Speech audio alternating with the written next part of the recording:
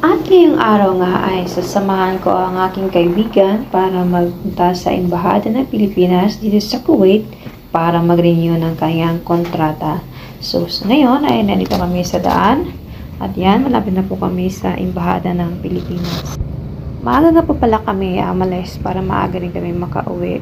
So ay nandito na po kami at so kailangan po na namin mag-xerox ng mga papers. Xerox po pala nila ay nasa van. Wala pang xeroxan dito sa isang building. So I don't know kung sa kabilang building is meron.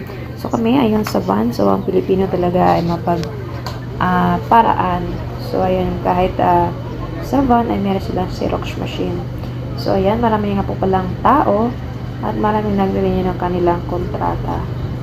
At ayun, tapos na ang aming pag-renew. So, ayan, dumaan kami dito sa gilid para bumili ng mga kakanin. Ito pala ay mga Pilipina rin na nagbibinta ng kakanin.